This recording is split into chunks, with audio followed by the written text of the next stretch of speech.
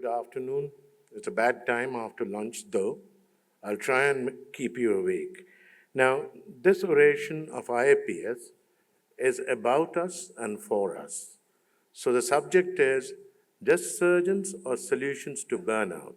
Now, burnout is a subject which has been talked about over the last 8 to 10 years, and there are a lot of articles which has been published this year too. So I thought that it would be good to know how we pediatric surgeons are trying to avoid the burnout, and you'll be surprised that our colleagues, what they're doing. So I may have missed a few, but I have got a lot of response from my colleagues. Now, our life starts with this, and this is what we start and perhaps end with. And I'm sure that nobody would deny that this gives you a lot of stress to start with. So there is a systematic review published in 2016, and they say that the Maslach burnout inventory was the most commonly used tool to measure burnout, where they found that 40% of surgeons met criteria for burnout, 31.7% of respondents reported high in emotional exhaustion, 26% scored high in depersonalization, and 12.8% reported a low sense of personal accomplishment. Now, this article came out in the BMJ in April 2024, Find Your Work-Life Balance. It's so important for us to keep continuing, like over-focusing on career achievements can endanger your health and personal relationships. But by maintaining a work-life balance using healthy habits and boundaries and communications platforms, you will be more fulfilled, productive, and likely to hit your goals. Now, work-life balance is a state of calm, enjoyment, and fulfillment between your personal and professional life. Neither area overpowers or negatively affects the other. Now, if you ever think of a situation where you're deeply under stress, pause and evaluate. Do I still feel aligned with my professional or personal goals? Why or why not? Where do I feel the most stuck? What is it about this situation that makes me feel that way? A sure sign of unhealthy work-life balance is a big B. I'm not talking about Mr. Bachchan, but burnout. Now, before burning out, you might notice other signs of work-life imbalance. Perhaps you're dedicating less time to your hobbies and relationships. You struggle to prepare healthy meals, or you can't remember the last time you went for a vacation. You're exhausted. Are you so tired that you can't move a muscle? Does your 8-hour shift feel like 80? Burnout is a kind of work-related stress characterized by 3 specific things. The first is a feeling that you're exhausted, both emotionally and physically. The second thing that characterizes burnout is cynicism, a lack of interest in work that can be negative or even callous. Exhaustion often leads to it. The third burnout pillar is a sense of incompetence, a feeling that you just can't be effective. It leads to a lack of accomplishment and productivity. Sometimes that feeling seems to be the result of other 2 tent poles of burnout, exhaustion, and cynicism. Other times, all 3 come down on you at once. So, be cautious about overwhelming emotional exhaustion and feelings of cynicism. Now, breathing exercises help relieve anxiety in tense situations, especially during surgery. Try box breathing. Mindful awareness for several minutes slows down your thoughts, improving mental clarity. Travel and vacations. Art therapy, such as amateur acting classes or paint by numbers, engages your playfulness and creativity, which we all have within ourselves. While focusing on process and enjoyment, the causes of burnout, such as stress or perfectionism, become smaller. Authentic conversations, sporting activities. Now, understanding what leaders can do to facilitate healthcare workers feeling valued, improving our knowledge of the strongest burnout mitigator. Of 37,000 more respondents, 45% felt valued, a very low percentage. Healthcare workers who felt highly valued had 8.3 times lower odds of burnout and 10.2 lower odds of intent to leave than those who did not feel valued at all. Now, qualitative data identified 6 themes associated with feeling valued: physical safety, compensation and pandemic-related finances, transparent and frequent communications, effective teamwork, empathetic and respectful leaders, and organizational support. The US study demonstrates that feeling valued correlates with burnout and intent to leave, yet only 45% healthcare workers feel valued. Now, Journal of Pediatric Surgery has come out with an article in September, Peer Support to Promote Surgeon Well-Being, the APSA program experience. Now, suffering in the wake of an adverse event, outcome, or other stressor is a major driver of burnout. Peer support can facilitate healthy recovery after such an event and is preferred by surgeons compared with traditional resources such as employee assistance programs, and many surgeons don't have access to this resource. Now, it's evolved to train physicians to provide outreach and emotional first aid to their colleagues when they experience the inevitable challenge of a serious adverse event, whether or not it is related to a medical error. Now, most pediatric surgeons have experienced the trauma of a medical error, yet in the survey of APSA membership, almost half said that no one reached out to them, and few were satisfied with an institution's response to the error. Thus, the APSA Wellness Committee developed an APSA-based support program to meet this need. Now, they reviewed the results, which has come out, and 15 referrals were made in the first year, 60% of which were self-initiated. Most referrals were for distress related to adverse events or toxic work environment. So their experience in the first year of APSA peer support program demonstrates the feasibility of building and maintaining a national program to provide emotional first aid by a professional society to expand the safety net for surgeons who are suffering. Now, this is alarming.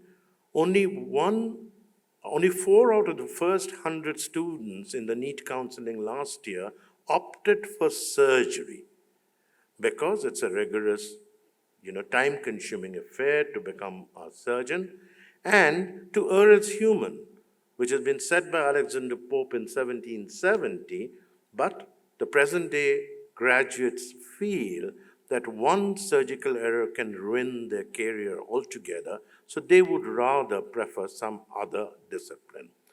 IAPS has been active, and all the presidents in the past, present, have tried to, embrace the members as in a family, and we have so many groups where one can post their problems, and invariably there is a support group to the person concerned. So you've got various things. Even in politics, we have Dr. Karat there. So, there are a lot of things that can go on, and IAPS is endeavoring to give support. Now, what better than this, which we had in February, to showcase their own talent to the world? In this conference also, they have a basic workshop photography session with none other than Dr. Harshvardhan, Dr. Sanjay Rao, and Dr. Giridharan Vijay. Now, talking about what our surgeons and fellows are doing to, avoid this burnout. To start with, I must say that our revered teacher, Dr. Ravi Kumar, seen here enjoying with his pet, is a very good artist. He's a painter by himself. And especially, if you look at this portrait, it's so expressive, it's so nice. He writes travelogues wherever he goes, and a textbook in pediatric surgery. This one he distributed free of cost to all the trainees in pediatric surgery. Now, nobody can forget this man sitting on the stage with a black suit decked up, receiving the Hadidi Medal last month from the man himself for his and his team's work in embryology in a hypospadic urethra. But he's an avid painter. He paints regularly. I think that's his relaxation. He's an author. I didn't know that. I'm sure a lot of you don't know about this. Seen here as a president sitting on the chair and enjoying the book just released yesterday, co-authored by VVS Chandrasekharan, Prakash Agarwal, and Rasik Shah. This is Kama Kulkarni. When I asked for her painting, she is an avid painter. She sent me this. And the one sari that she painted, which she's seen wearing at the Maharashtra IMA, exhibition or whatever they had in the IMA headquarters. This young lady is Bhagyashree Parekh. She is a third-year resident in our hospital. She's got a very nice knack of fine painting, and also incorporating it with the surgical conditions like meningocele seen here. And this one she did while we had the SPU con just a few months back. Now comes music. Now, how many of you knew that Mukavalli Srinivas Rao is a singer? Now here he is seen singing devotional songs in the Tyagaraja Mahotsav. And how about this?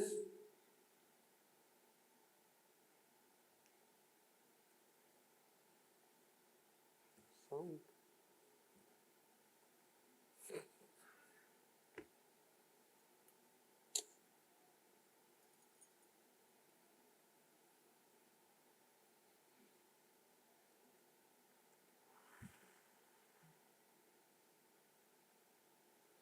This is Vaishali Roy Srivastav, an active member of the.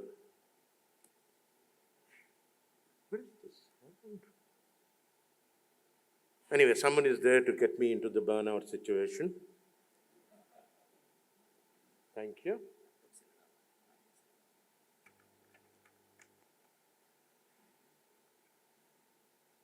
Thank you. Anyway, shall I continue without the music? You spoiled it. Is there any way that we can do it, please? I'm getting burned out. What a practical show it is.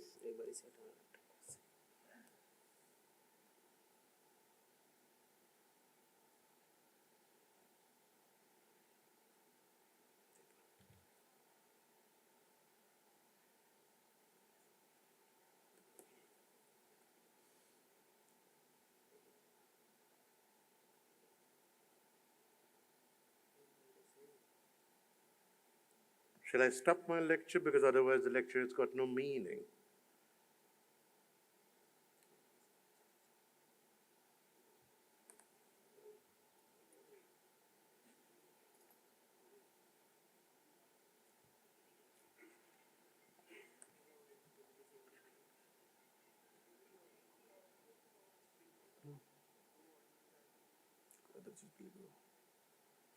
Just a moment, sir.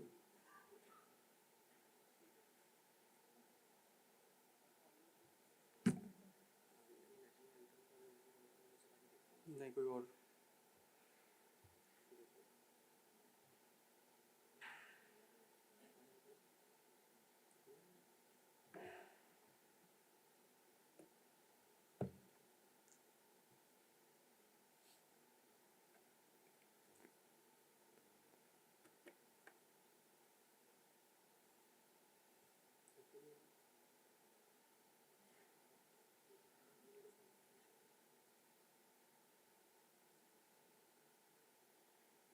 Check करो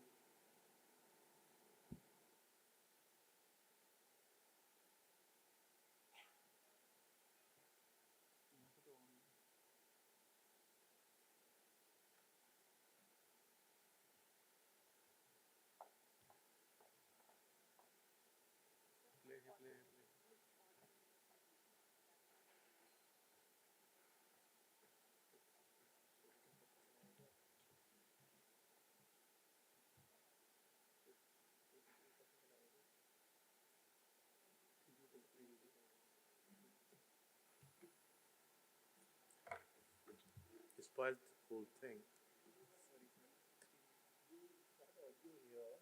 Nothing has happened. Sir please give me a second I will make it. आप उसका audio lead निकाल दो, उसका full कर दो audio.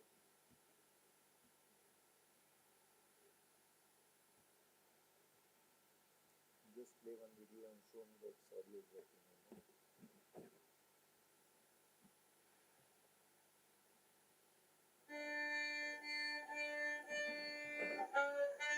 Anyway, chalo.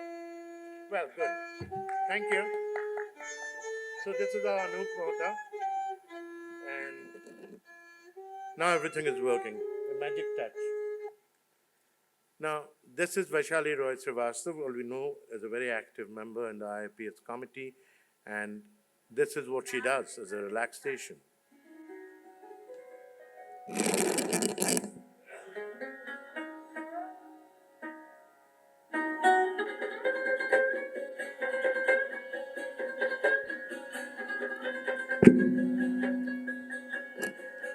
Yeah, it's so relaxing. You see, that's what they find when they are pursuing their passion. And the next that I'm going to talk about is about music only.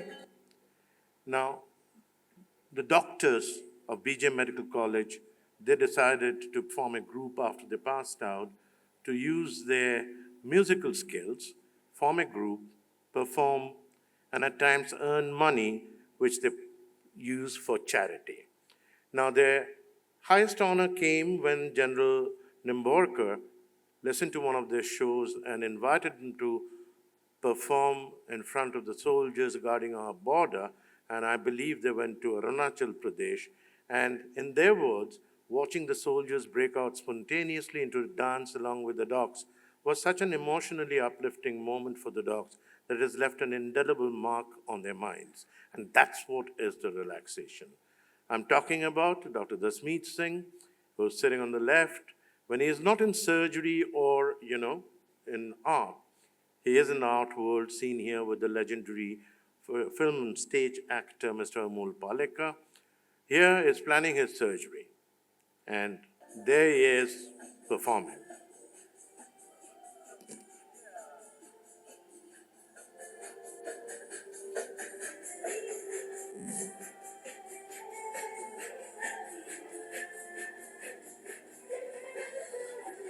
Now, this is a surgeon who's not a pediatric surgeon, but director of one of the big cancer hospitals, a junior to my secondary school, and he is an examiner for the Royal College too. His passions are this.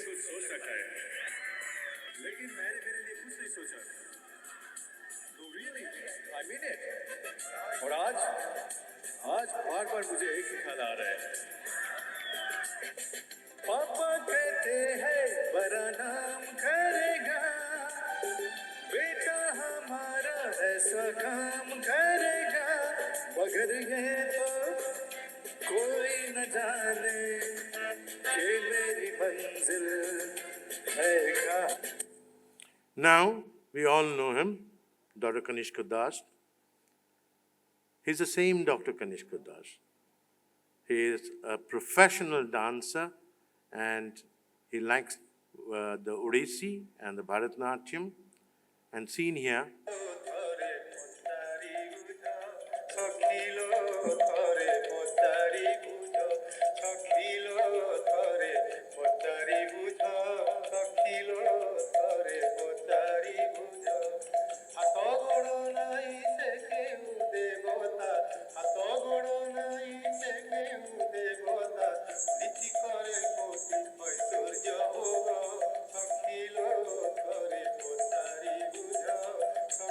and seen here with his son and other doctors at the Diamond Jubilee of the St. John's Medical College. It's amazing. They're just like professional dancers. I can well imagine the relaxation that they get by performing these kind of classical dances.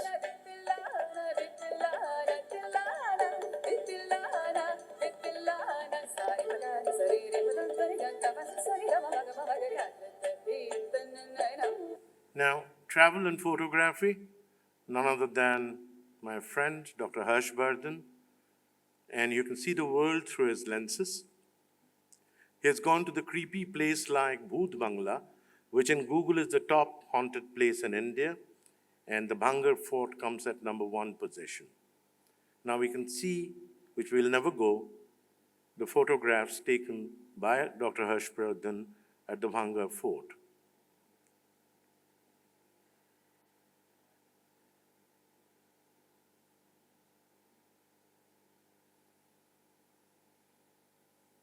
This is interesting because this is the floor of the ghosts. He loves to travel the mountains, and when you see his, the way that he has gone to the highest places, and now you can see the mountains, and the photograph here is as good as a map of India.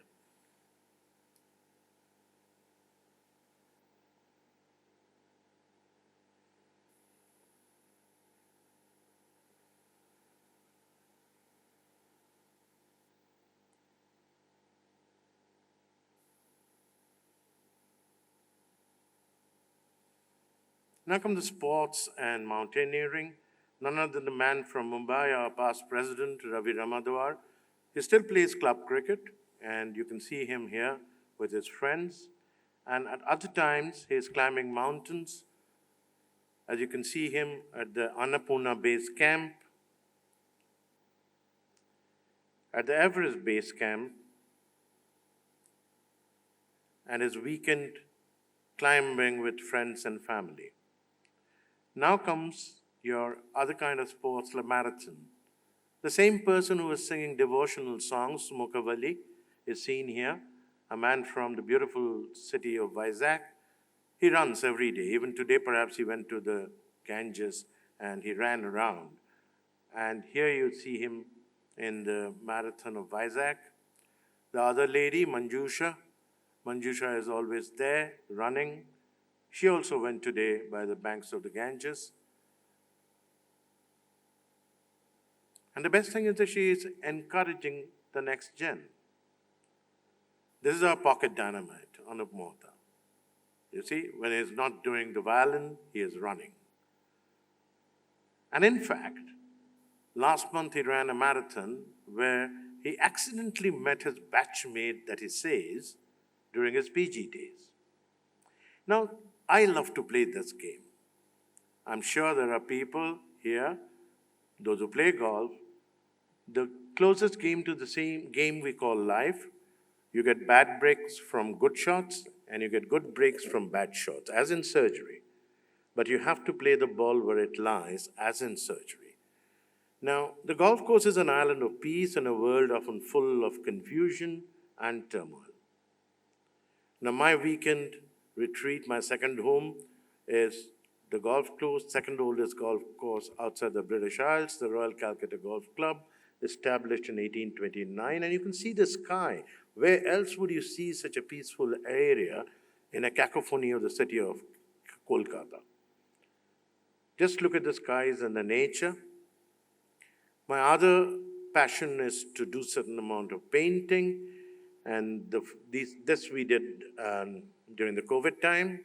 I had my exhibition on faces in 2011, and that was the first time that I used charcoal. Now, this was inaugurated by a famous painter, Shubha Prasanna, and the man with the white kurta is owner of ABP. Now, that was the first time, being an unknown person, I used my fingertips with oil colors on canvas to produce this one. This is again acrylic. And in charcoal, which is called reverse charcoal painting, I presented a large, portrait of this man, Mr. Sarkar. And this is another Bengali actor whose father was a famous yesteryear actor, Bishwajit.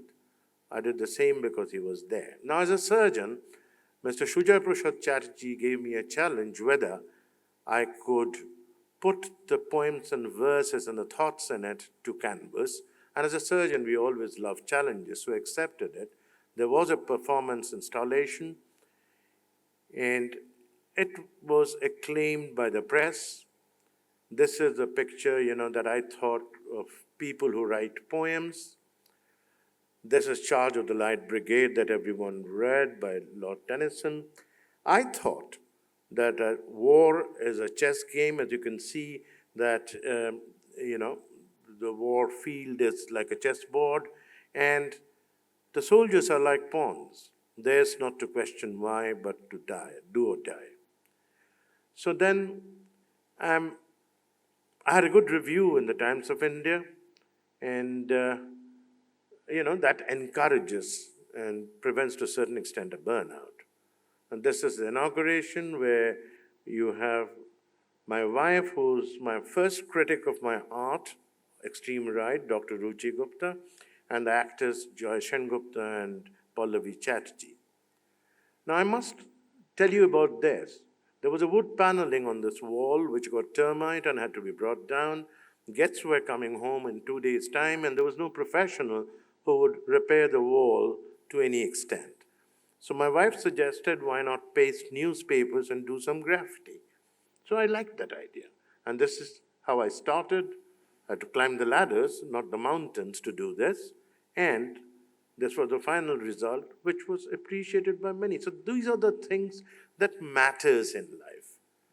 Now, then my director in 2014 of the hospital, which is one of the first children's hospitals in India, established in 1953, on your left, you can see the outpatient area as it was, and the renovation was to be done. So I did the renovation. The architect had no clue about how to do it. And the picture below, you can see how I made the guy who executed it understand with matchboxes and straws that it should be looking like this. Now, art and medicine has gone a long way since ages, from Leonardo da Vinci, and my respects to Shushruth, the father of surgery and father of plastic surgery. Now, I decided to do some work on clefts because it was something like doing an art, though every surgery is an art. So it's a single solvable problem, and globally 1 in 700 are born with lip or palate. There are barriers in treatment. I'll rush through the slides because, to prevent the burnout with these audiovisual guys, social inhibitions that we have, blame it on the mother. It's very important in our country. So in our hospital, I've done 6,702 such operations. The approaches, the feeding advice is very important because I feel that if they keep sucking their thumb or anything, post-operatively, it may break down. So that's a big no-no. It's a jigsaw puzzle, involves a lot of people, starting from the geneticists, the nutritionists, the pediatricians. We are just one of them. Now, this I never use because I think it's a burden on the parents coming from the socioeconomic class that we find in our country. And the goal final is to bring the child to a normal facial appearance at conversational distance. You do extensive dissection, but at the right plane to avoid scarring and proper functioning lips for speech. Now, mobilizing the lateral lip and aloe base is very important. And I do Tennyson. So having dissected the markings, we go ahead and I make an incision here.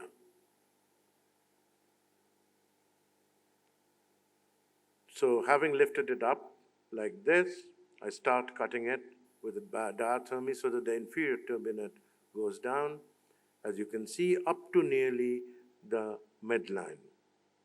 And then you can appreciate that the nails are at the same level, and all that you need to do is to stitch up the muscles in the skin. We accept that notch, which clears up in 7-10 days. And here is another patient where you can see the notch. And you can see the patient nearly 2 years old, where it's really not possible to say that he had such a big cleft. For older children, it's like walk in the park with so much of tissues. And I do the same thing which I advise my students also to do, that do what you do best. Do not fiddle around with various things. And ultimately, I want my patients to look like this and smile. For bilateral, I do a Basque-Hagedon, which is a 1950s operation, but gives very good results. And that's what I want, as you can see here, in all the things that can give you the good lip. For these, all we know, we have to cut the woma and get them to shape. You can use this method for reconstruction of a redo palate or lip also. Here, the mother smile gives you the maximum, relief and Hello, Jennifer. Hey, Jennifer. She was operated in 2013.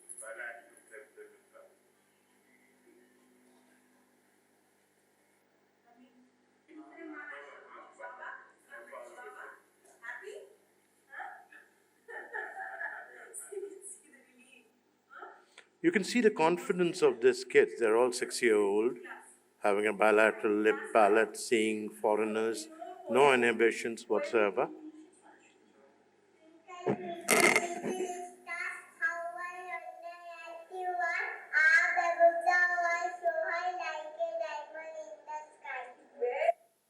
So these are the palettes that we have, the submucosal palettes. We all know it should be watertight closure, minimum raw areas to avoid detrimental effect on the growth.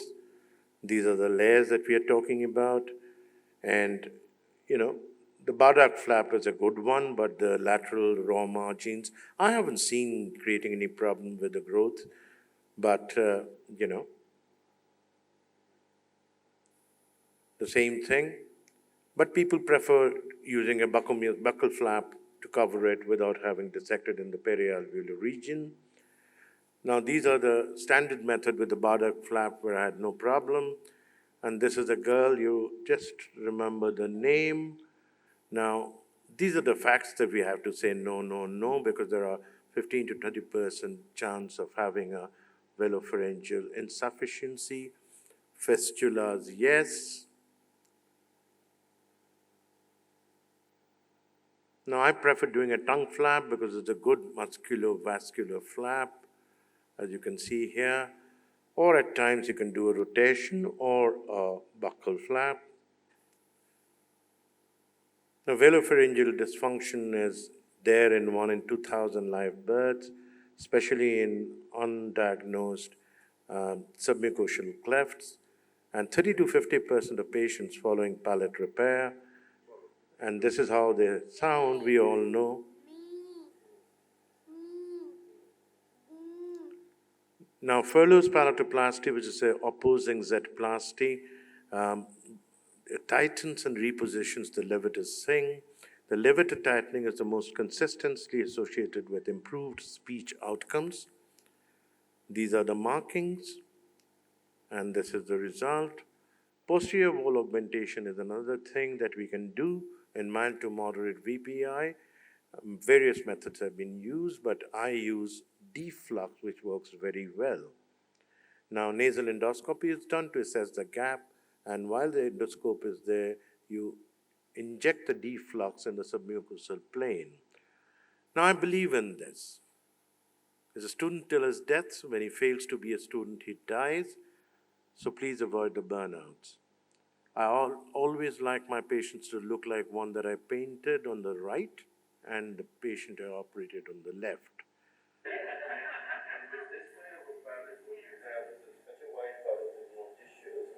I wasn't sure whether it will break down or not, but I think, like she speaks absolutely normally. Oh, cool. School yourself. Which class? Class 1. Very good. Or the best friend's name?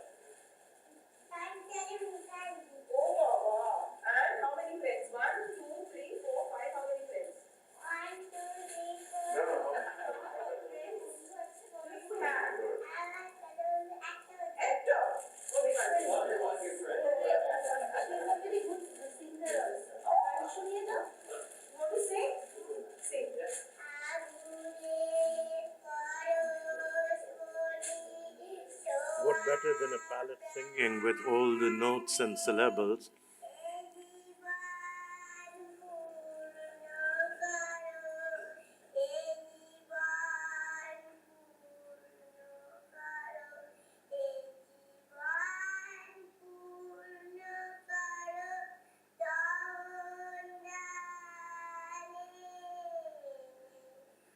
So, with this happy note, ladies and gentlemen, let the light in you keep burning, but don't get burnt out. Thank you very much for your patient listening.